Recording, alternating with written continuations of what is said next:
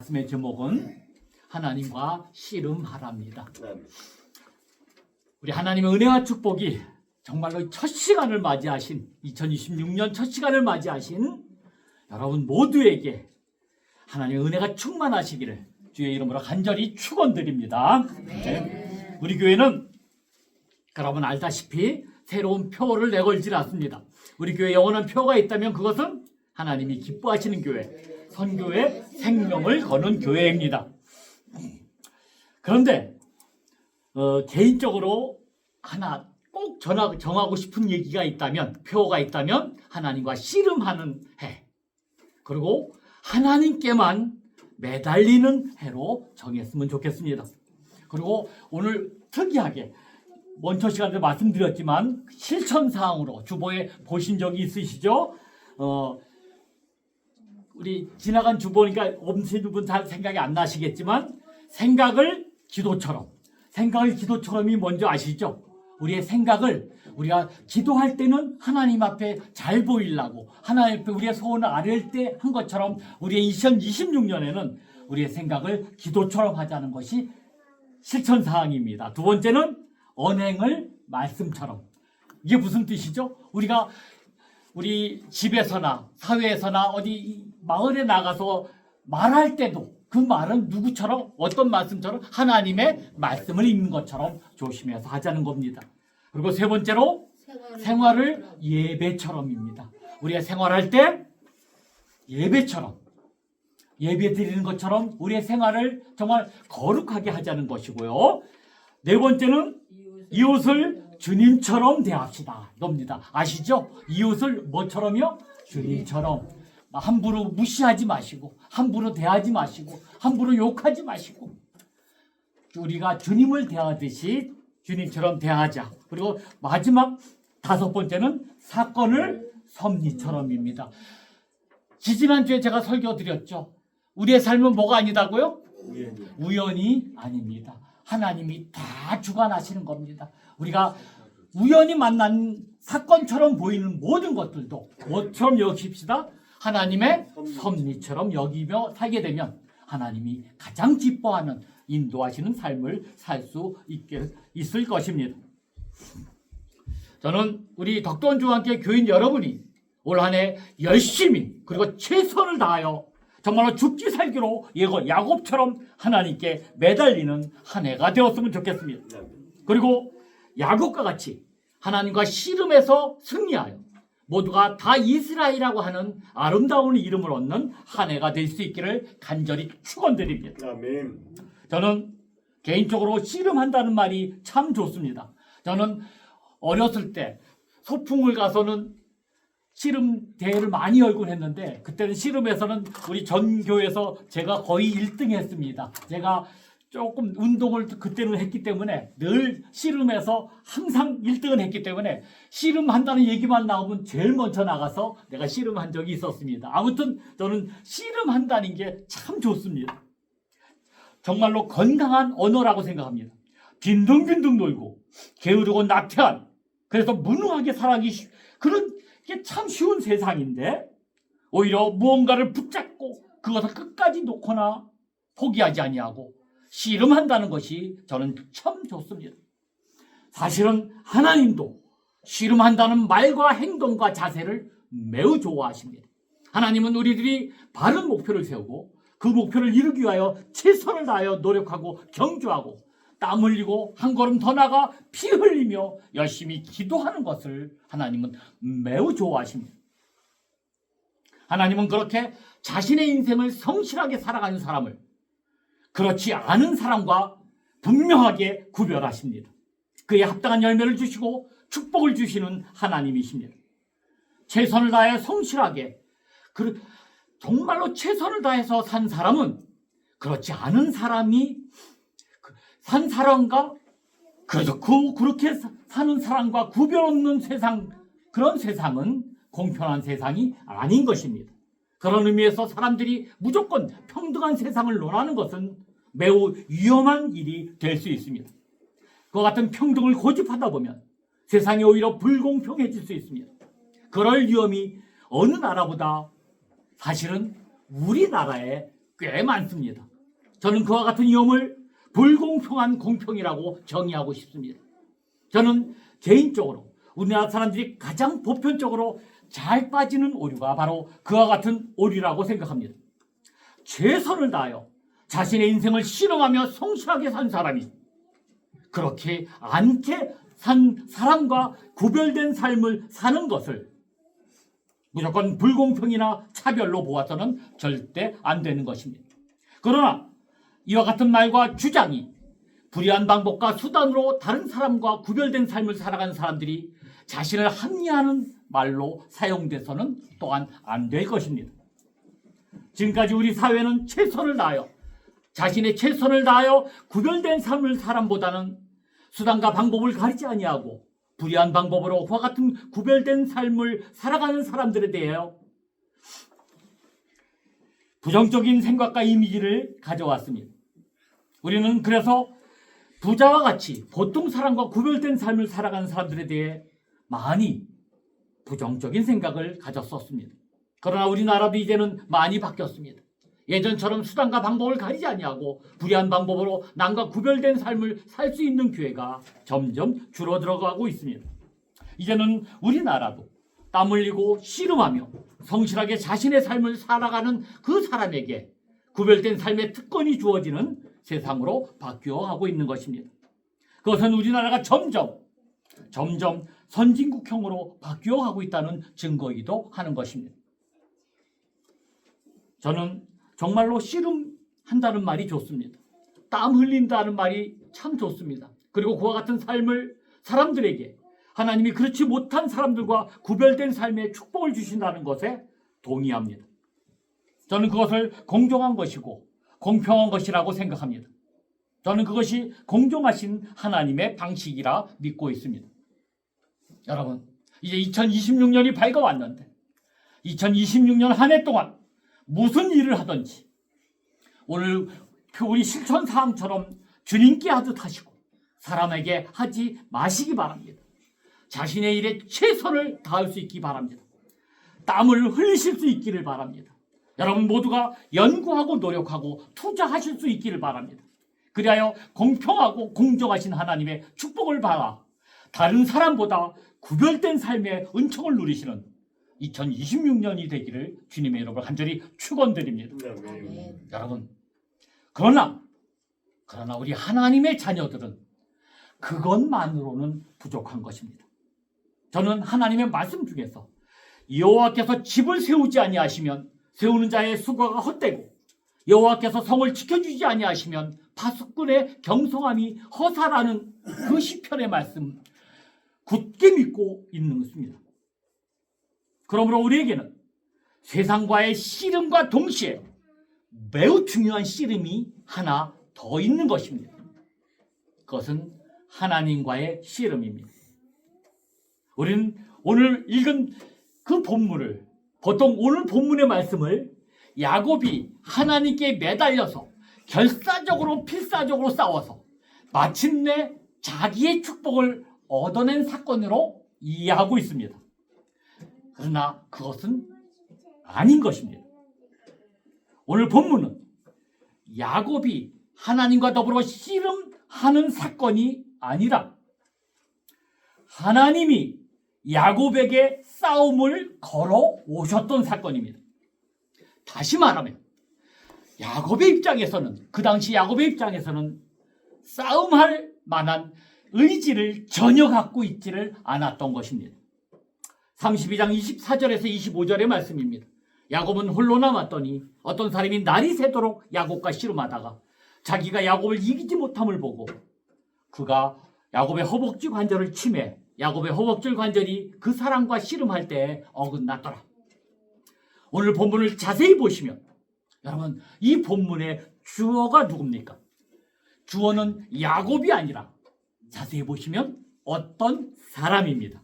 어떤 사람이 씨름하다고 되어 있습니다. 여기서 어떤 사람은 평범한 사람이 아니라 사실은 하나님이십니다.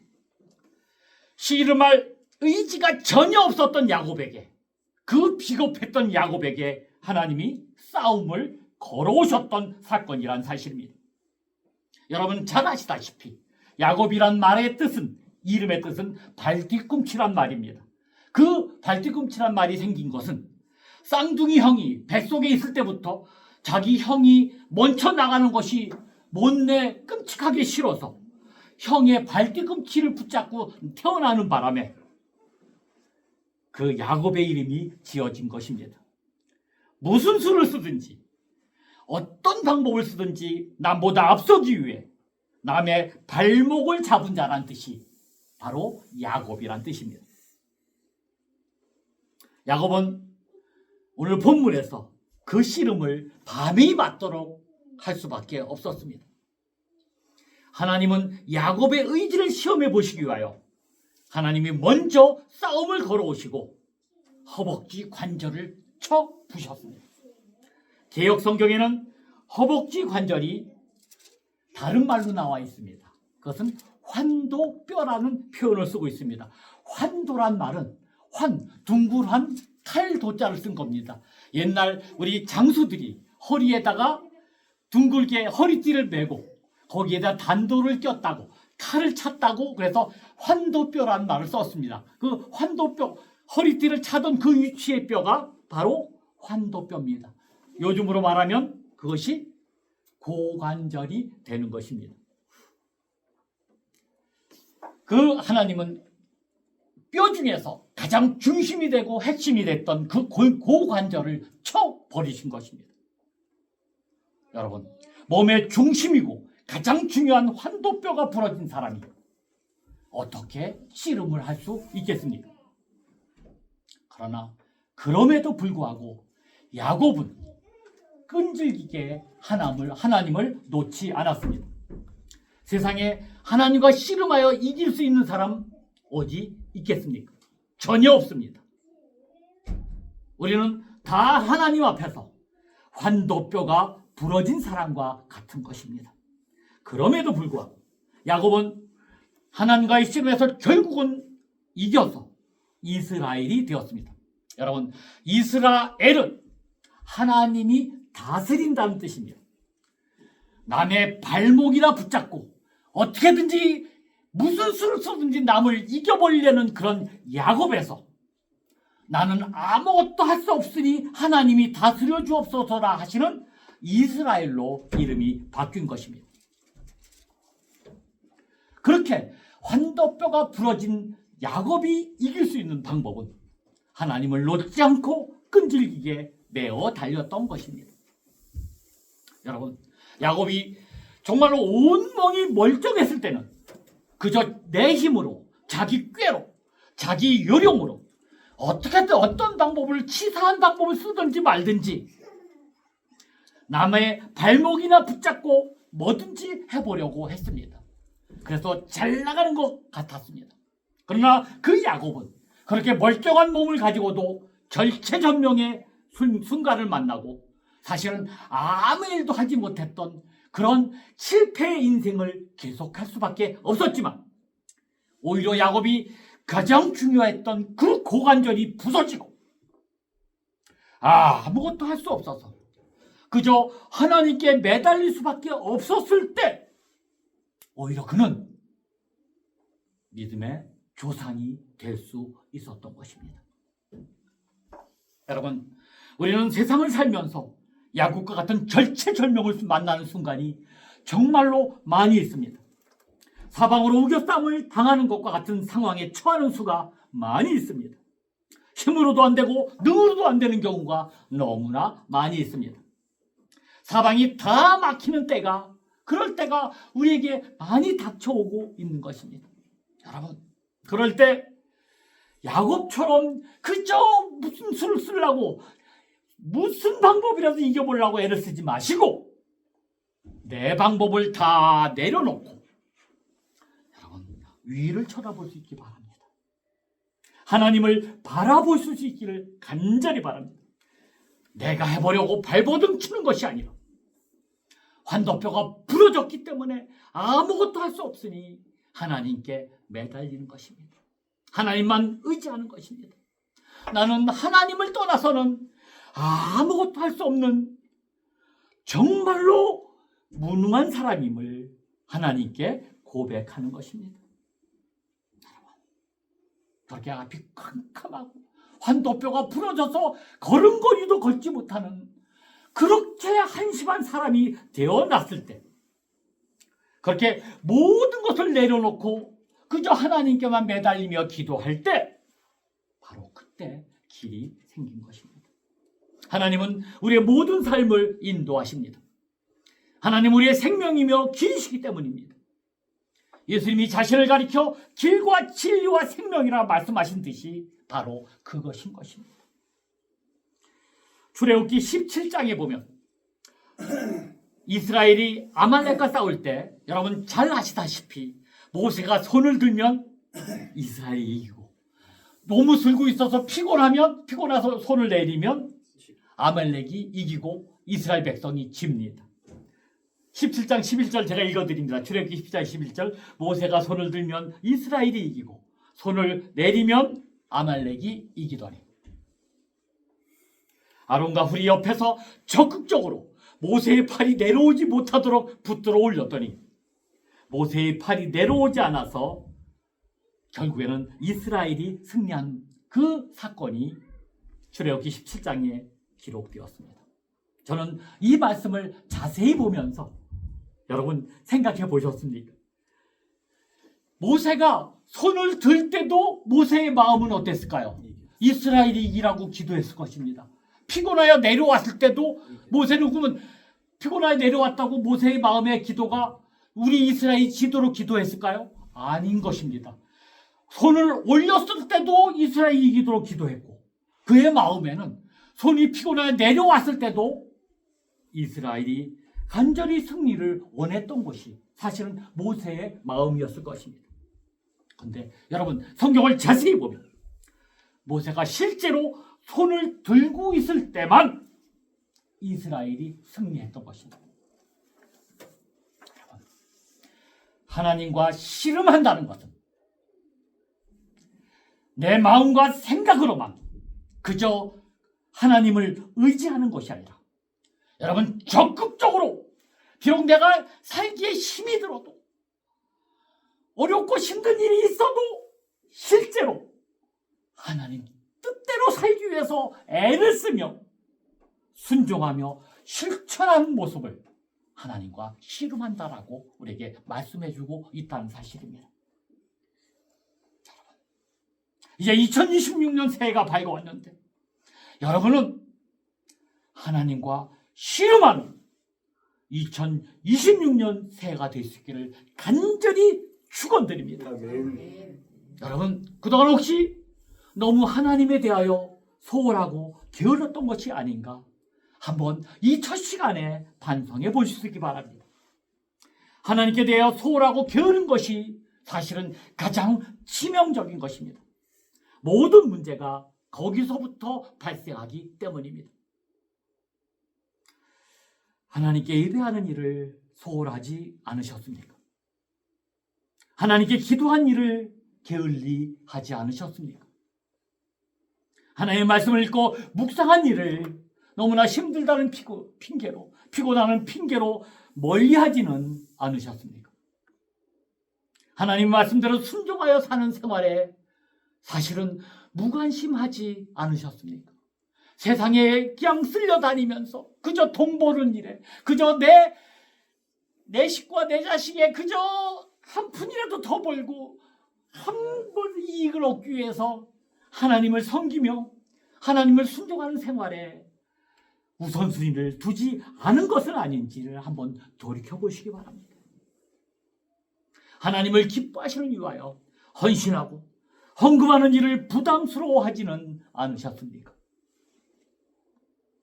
2026년 새해에는 예배와 기도, 그리고 말씀 읽은 것과 말씀대로 순종하여 사는 것, 애를 쓰며 주님 뜻대로 몸을 떨면서 부들부들 하면서 주님 위에 순종하기 위해서 씨름하는, 그래서 하나님이 가장 기뻐하시는 삶 살아가시는 여러분 되시기를 간절히 축원드립니다. 하나님이 기뻐하시는 일을 하기 위하여 헌신하는 일에 생명을 거시는 2026년 되기를 주님으로 간절히 축원드립니다. 아멘. 하나님은 최선을 다한 5달란트와 2달란트를 맡았던 사람과 여러분 잘 아시다시피 게으르고 나태하여 그것을 땅에 묻어두었던 1달란트 맡았던 사람을 똑같이 취급하지 않으셨다는 사실입니다. 여러분 아십니까? 그 세 사람 모두 다 그는 하나님 것을 손해보지 않으려고 마음으로는 원했던 사람들입니다. 하나님은 그들을 분명하게 구별하셨습니다. 냉정하시리만큼 정확하게 저들을 판단해 주셨습니다. 또한 하나님의 참 위대하심을 여러분 최선을 다한 2달란트 맡았던 사람과 5달란트 맡았던 사람을 그 두 부류는 똑같이 취급을 해주셨다는데 하나님의 위대하심이 있습니다. 그것이 보통 우리들의 생각과 수준과 다른 것입니다. 하나님은 외모를 보지 않으시고 중심을 보시는 분이기 때문입니다. 그러나 우리가 분명히 알아야 할 것은 하나님은 게을러서 자기 달란트를 땅에 묻어둔 자에게는 자비하지 않으셨다는 것입니다. 저를 어두운 곳으로 내어쫓으라 말씀하셨습니다. 거기서 슬피 울며 이를 갈게 하라고 말씀하셨습니다. 이와 같은 원리와 원칙은 세상적이고 육적인 일뿐 아니라 영적인 일에도 마찬가지인 것입니다. 하나님은 씨름하는 자와 씨름하지 않는 자를 구별해 주신다는 사실입니다. 우리 각 가정에 보면요, 신혼부부 가정들 보면 어린아이 둔 가정을 보면 아들과 씨름하는 아버지가 꽤 있습니다. 아버지는 조그만 것이 씨름하자고 덤비는 아이에게는 반드시 아버지가 져주십니다. 그러면서 이렇게 칭찬합니다. 이야, 이놈 이렇게 컸구나. 사실은 한 주먹거리도 안 되는 아들인데도 불구하고 아들한테 벌러덩 넘어지면서 너 이렇게 컸구나. 네가 벌써 이렇게 커서 아버지를 이길 수 있구나 라고 칭찬하십니다. 여러분, 그러나 아니 그 큰 아버지를 내가 어떻게 이깁니까? 그렇게 말하면서 씨름을 미리 포기하는 아들에게는 아버지는 져주고 싶어도 져줄 수가 없다는 사실입니다. 하나님은 하나님께 대하여 열심인 자와 그렇지 않은 자를 똑같이 대우하지 않으십니다. 만일 그렇게 하신다면 하나님은 불공평한 분이 될 것이고 공정하지 못한 분이 될 것입니다. 말씀을 정리합니다. 우리나라도 이제는 세상적으로 말하자면 제법 잘 사는 나라가 되었습니다. 물론 아직도 경제적으로 어려운 분들이 꽤 많이 있지만 세계 여러 나라를 다녀보면 실제로 우리나라만큼 사는 나라도 그리 많지 않다는 것을 우리는 알 수 있습니다. 우리나라는 세계 10위권의 경제 규모가 육박한다고 합니다. 엄청난 일이 아닐 수 없습니다. 세상적으로 부유해지고 넉넉해지면 여러분, 사람들은 상대적으로 하나님에 대해서는 게을러지고 나태해지고 멀어지게 됩니다. 돈이 조금 있는 사람들은 하나님과 씨름하려고 하지 않게 된다는 사실입니다. 모든 문제는 거기서부터 생겨납니다. 우리나라가 힘들고 어려웠을 때 우리의 믿음의 선배들은 실제로 하나님과 씨름하였습니다. 우리나라는 세계에서 하나님과 가장 씨름을 열심히 한 야곱과 같은 나라였습니다. 그와 같은 하나님과의 씨름으로 그러므로 말미암아 우리나라는 정말로 이스라엘 하나님이 다스리고 축복해주는 나라가 되었습니다. 그러나 하나님의 축복으로 삶이 이렇게 구별되어지고 삶이 풍족해지면 그렇게 풍족해짐에 따라 사실은 우리나라도 하나님을 점점 멀리하게 되고 하나님과의 씨름 신경 쓰지 않게 되었습니다. 그리하여 여러분 어떻게 된지 아십니까? 우리나라가 다시 술수나 꾸미고 남을 이기고 짓밟아 놓은 것이 대단한 건 줄 아는 야곱 같은 나라로 다시 변하고 있다는 사실입니다. 여러분, 망한 후에 어두운 곳에서 슬피 울며 이를 가지 마시고 그때 다시 하나님을 붙잡고 씨름하려고 하지 마시고 아직 기회가 있을 때, 아직 망하지 않았을 때 하나님의 축복이 남아있을 때 미리미리 하나님과 씨름하고 매달리는 정말로 지혜로운 자들이 다 될 수 있기를 간절히 바랍니다. 그리하여 하나님의 축복을 빼앗기지 아니하고 점점 풍족한 하나님의 은혜와 축복을 누리며 사는 저와 여러분 다 될 수 있기를 간절히 바랍니다. 우리 모두 끝까지 씨름하는 이스라엘이 되어 하나님이 다스리는 교회와 여러분 모든 가정이 되기를 주님의 이름으로 간절히 축원드립니다. 기도하십니다. 하나님, 이제 2026년에는 세상 바라보지 않고 하나님만 바라보며 씨름하겠습니다. 세상에서도 열심히 노력하고 애쓰겠습니다. 누구보다도 더 열심히 일하는 사람이 되겠습니다. 세상과 열심히 씨름하겠습니다. 비겁하게 편법과 요령 쓰지 않겠습니다. 하나님과 씨름하겠습니다. 어려운 시험을 당할 때도 하나님만 의지하고 기도하겠습니다. 하나님, 이제부터 예배에 최선을 다하겠습니다. 말씀을 읽고 묵상하며 말씀대로 순종함으로 하나님이 정말로 기뻐하시는 이스라엘이 다 되도록 하겠습니다. 하나님이 다스려 주시는 이스라엘의 평안을 누리며 2026년 새해를 출발하겠습니다. 예수 그리스도의 이름으로 간절히 기도했사옵나이다. 아멘. 아멘. 우리 시간 213장 부르시면서 우리 일어서셔서 213장 부르시면서 우리 봉헌하시겠습니다.